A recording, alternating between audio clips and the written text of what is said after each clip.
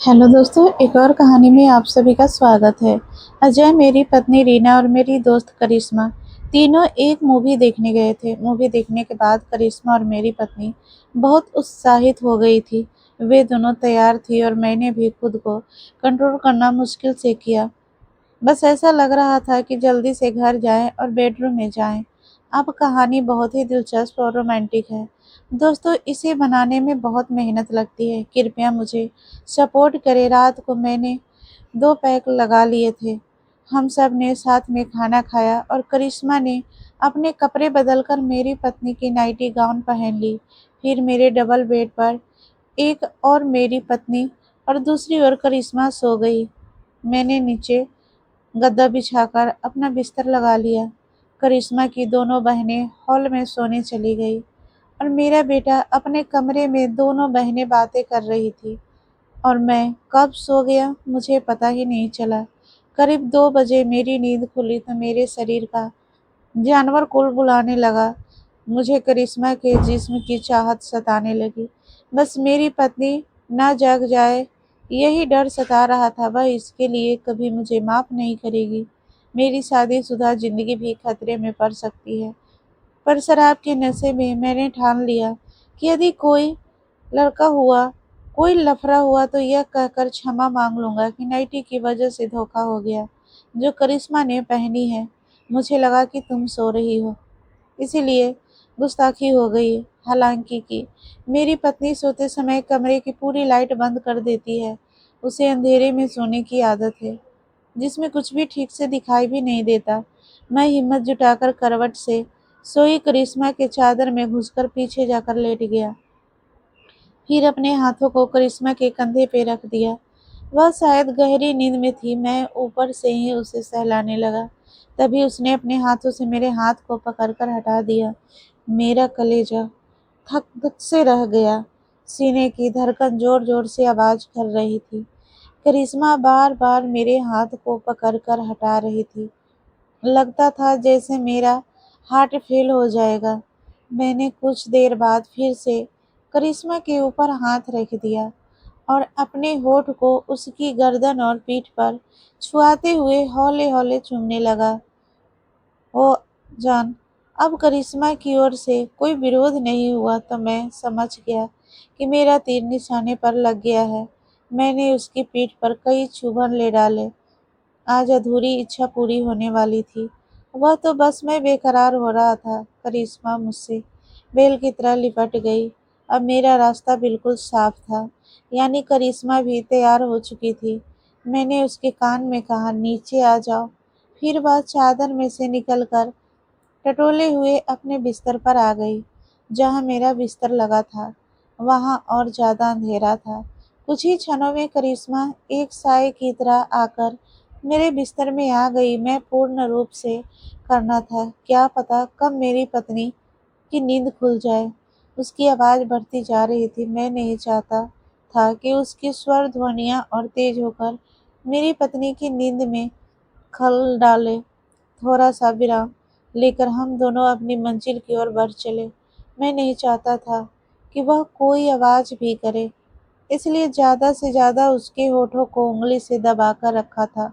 5 minute तक हम दोनों एक दूसरे से लिपटे हुए एक दूसरे के आगोश में पूरी तरह खो गए। मैं उससे कहना चाहता था कि आज तुम्हें पाकर मैं धन्य हो गया और भी बहुत सी बातें उससे करना चाहता था, पर पत्नी के उठने का खतरा मोल लेना नहीं चाहता था। इसलिए मैंने उसे बेड पर जाने दिया।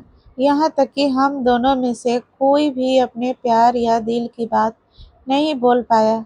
कैसा संयोग था कि इतना सब हुआ, पर सभी कुछ संवादहीन, बस एक घटना की तरह, जैसे हम दोनों अपना अपना किरदार निभा रहे थे। मुझे तो यह एक सुखद स्वप्न की तरह लग रहा था।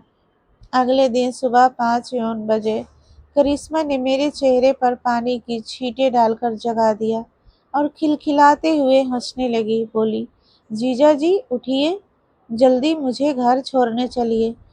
उसकी आंखों की चमक और खिला चेहरा देख मेरी नींद उड़ गई। इच्छा हुई कि एक बार फिर से मौका मिल जाए तो मजा आ जाए। शाम को करिश्मा की याद में दिल बहुत उदास हो रहा था। रात को मैंने 2 की जगह 4 पैक लगा लिए। अच्छा खासा नशा हो गया था। मेरी पत्नी ने बड़े प्यार से मुझे खाना खिलाते हुए मजाक किए, लगता है साली के जाने के गम में आज कुछ ज़्यादा ही चढ़ा लें। मुझे लगा जैसे किसी ने मुझे करंट लगा दिया हो।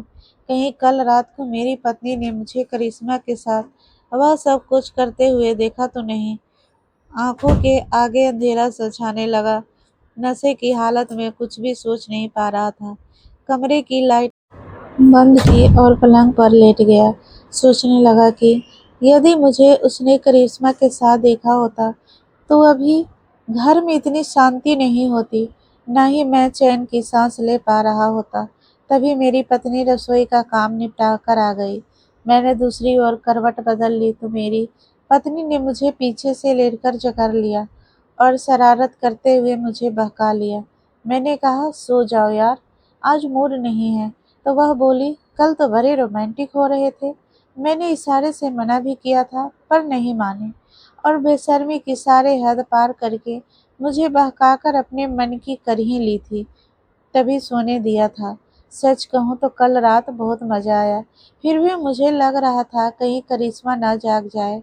नहीं तो सोचेगी दीदी और जीजा कितने बेशर्म हैं, यह लोग एक दिन भी सब्र नहीं कर सकते। एक क्षण में मेरा सारा नशा उतर गया। मुझे लगा जैसे मेरे हाथों को तोते ही उड़ गए हो। अब असलियत मेरे सामने थी, यानी कि रात को करिश्मा नहीं बल्कि अपनी पत्नी के साथ।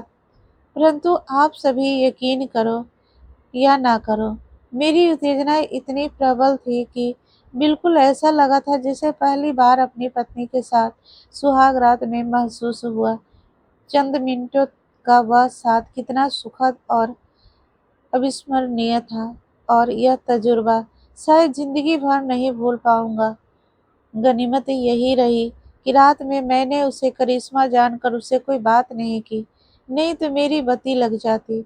मैं पत्नी से यह पूछने की हिम्मत नहीं जुटा पाया कि वह करिश्मा की जगह और करिश्मा उसकी जगह कैसे आ गए। यह बात राज ही रह गई। मेरे दिल में करिश्मा को पाने की चाहत अधूरी रह गई और कुछ सोचना होगा। करिश्मा के साथ अपनी हर्षतें पूरी करने के लिए शाम को करिश्मा का फोन आया। शिकायत भरे लहजे में बोली, क्या जीजाजी, सारी रात आपने मुझे तरपाया, ऐसा भी भला कोई करता है? मैंने बोला, मैं कुछ सोचता हूँ, हम जल्दी ही मिलेंगे। अगले वीडियो में महेश और करिश्मा एक होने के लिए क्या क्या करते हैं, यह आप कहानी के अगले भाग में सुनेंगे। तो चैनल को सब्सक्राइब जरूर कर लीजिए। मिलते हैं अगले भाग के साथ। धन्यवाद।